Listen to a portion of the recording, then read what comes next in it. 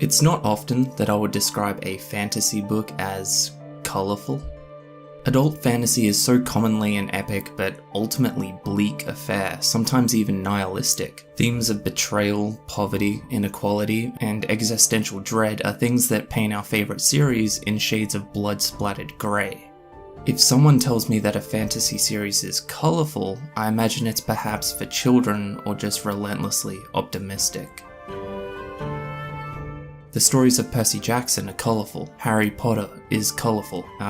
For the most part anyway. This is my boy! Brandon Sanderson's standalone Cosmere novel Warbreaker is colourful, albeit in a different and not just literal way. It was written for adults, and optimistic isn't the word I would use to describe this book, but the world, the characters, and the emotional struggles that they face come in many shades that start looking all the more vibrant the further you read.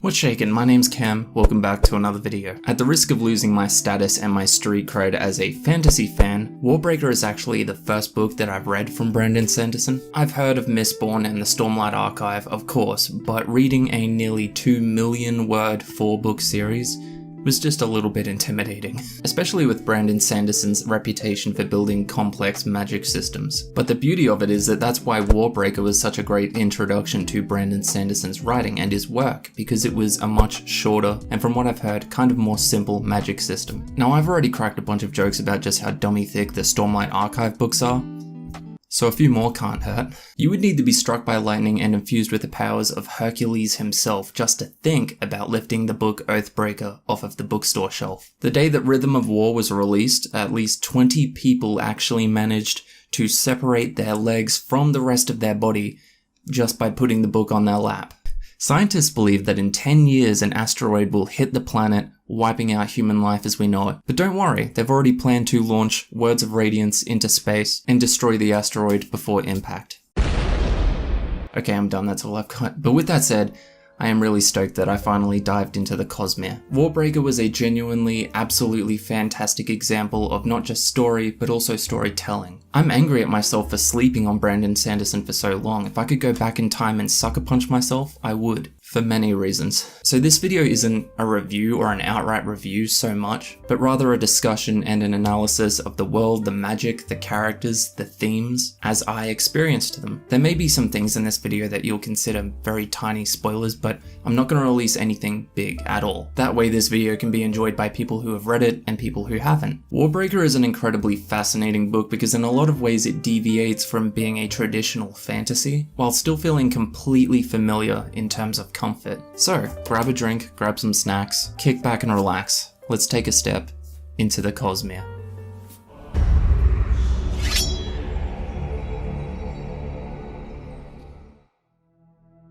Warbreaker tells the story of two nations at the needle point between peace and war, Idris and Hallandren, a juxtaposition of two extremes on the scale of modesty or flagrant avarice. In fact, this book is largely rooted in glaring opposites or reversals, but we'll get to that.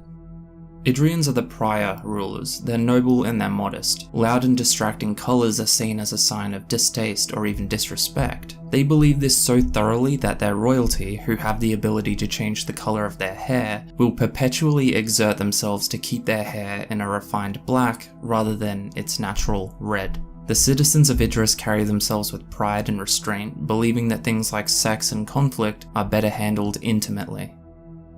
Hallandren is a different story altogether. The streets are draped with bright glaring colours as far as the eye can see. The people are rambunctious and unrestrained, magical undead helpers are commonplace, and the city is built around a court of gods. Beings that were once human returned to life with unfathomable power and influence. The Returned.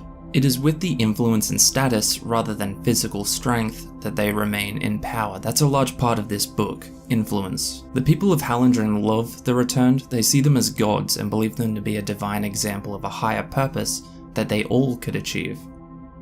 The Court of Gods, with their priests, foresee war with the people of Idris. there are still people that believe an Idrian has rightful claim to the throne, a balance that clashes drastically with their lives of extravagance. It's with that in mind that there can only be two solutions to the Halandrins. Idrian royalty has a child with the highest of the returned, the God King, or total annihilation.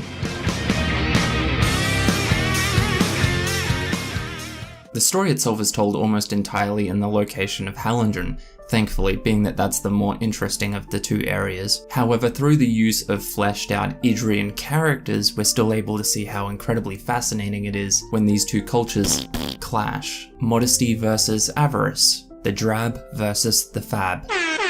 Now, the characters I'll discuss in a few moments, but the cultural tension wasn't just a lack of understanding between those two kingdoms. It's also a very deep-seated and seething resentment from either side because of how each of them believed that the power shifted a long time ago. The Many War, as it's called, when the House of Idris was pushed away from their city and into the mountains. Both societies were raised on the belief that they were right and the other was wrong. This story, Warbreaker, is an exploration of how that view is almost never historically accurate.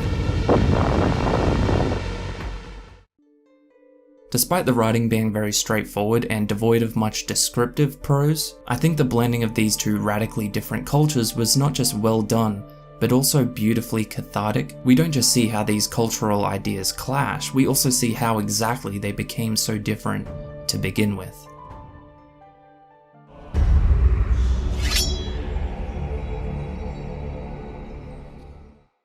I've heard a lot about Brandon Sanderson's writing, almost all of it overwhelmingly positive. In fact, so much so that I was worried for a while there that I would subconsciously hate it. But I guess I forgot that when it comes to fantasy, I'm easier to please than Kevin Malone.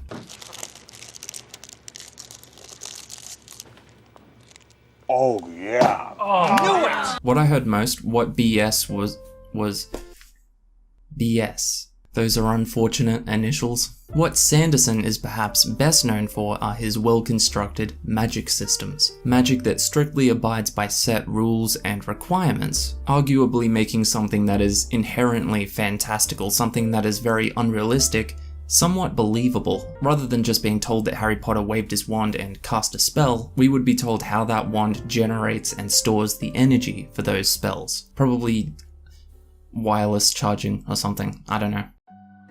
In the world of Warbreaker, humans are born with one single breath. And I don't mean that babies take one breath and hold it their entire lives, but rather that there is a magical energy that you have inside of you. You can use it to animate simple organic constructions like straw dolls, clothing, or even the dead. However, the difficulty in doing this depends on a lot of factors. Being that it's an extremely valuable resource, breaths can also be sold or given willingly, most often to the returned, who rely on them to survive. Most interestingly though, the more breaths that one has, the more attuned they are to the world around them. Sense of taste, sight, hearing, and smell are all more powerful depending on how many breaths that you retain. Flavors are more distinctive, colors are more vibrant, each hue noticeable from the next. Now, I've never read about a magic system before that could be counted or used as literal currency. It was fascinating to me, although I have to admit I'm still a little bit confused about how numbering breaths works. The characters in the book will explicitly say, I have 50 breaths, or I just used 10 breaths. However, from what I could tell, they weren't literally taking 50 breaths, to use or gather those breaths. I feel like I'm saying the word breaths too much. It was very unusual having countable magic, however it did allow for a very unique and interesting angle. When that magic can be exchanged, bought and sold, it raises the question, what is more valuable to the character? A lower class peasant may gladly sell their breath for coin so they can eat for the next week, but ironically those with the most coin place value primarily in breath. Breaths don't just have monetary value or functional value, but they also directly affect your status in this society. Certain events can only be attended by those with enough breath, certain opportunities only available to those with enough breath. And those without not only lack the one thing that helps them to enjoy what little they have, but they're shunned and they're refused the opportunity for more. Suddenly, we don't just have a magic system, we have a complex entity that brings with it a philosophical discussion as old as time, something similar to what you would see in the Meow Meow Beans episode of Community, or the Nosedive episode of Black Mirror. What is the value of that which makes life more sufferable? What is the value of influence? What is the value of faith?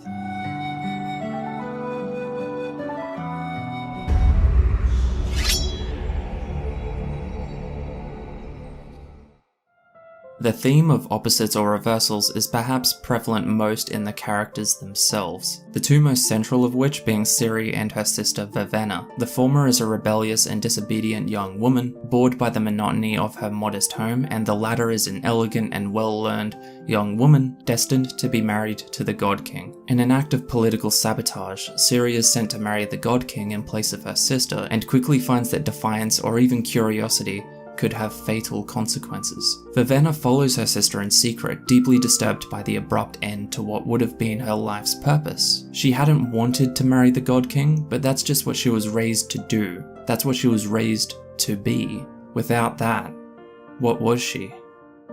Far from home, Vivenna finds herself embroiled in the danger of the Hallandran populace, along with two mercenaries that definitely don't resemble Timon and Pumbaa. She becomes part of a movement to disravel the very system she was destined to be a part of. Not just that, but she's exposed to truths and customs that she was previously ignorant to. Now she has to challenge her beliefs and her own pride in the Idris kingdom, which has neglected those that they left behind. Despite going on a bit of an opposite journey from rowdy to proud, Ciri's character arc is actually quite similar to her sister's. She learns to take responsibility not just for herself, but for those that have been failed by both Idris and Hallandran. Ciri learns from the inside just how empty the rule of the Court of Gods is, in being married to their God King, who in himself is not what they would expect. She develops a very real bond with the God King, Susebron, and finds that status does not carry with it the power that most people think. While being the wife of the most revered being in the world, she is referred to simply as Vessel by the priests, for that's how they see her, the bearer of the child, the next God King, the next figure for people to worship. That's all she is to them,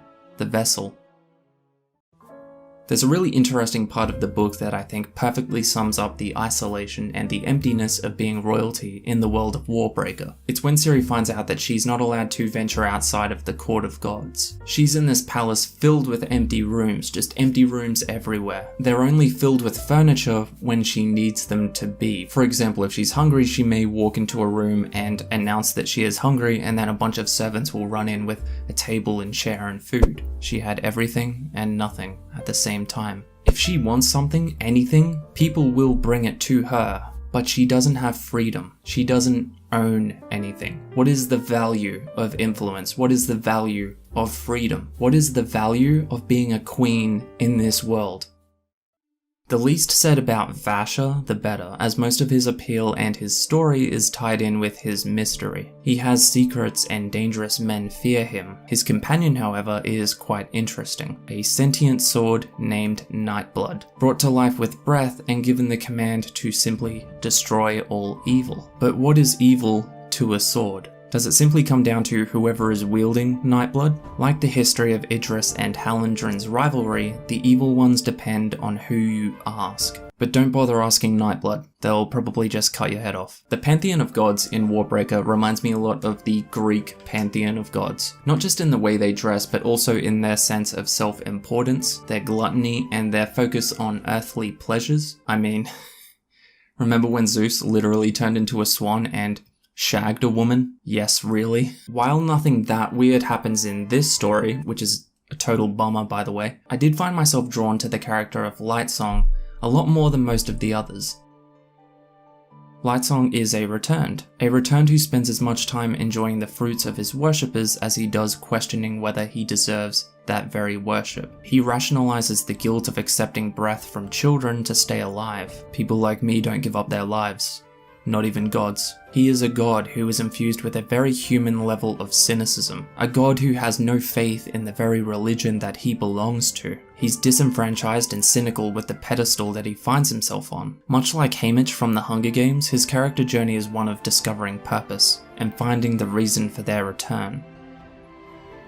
The POVs in this story change a lot more rapidly towards the climax, or towards more high intensity parts of the story, which I found was a really great way of building suspense and momentum. I loved these characters, and while there really isn't much action in this story at all, the emotional struggles were definitely interesting enough that I was heavily invested in them from start to finish.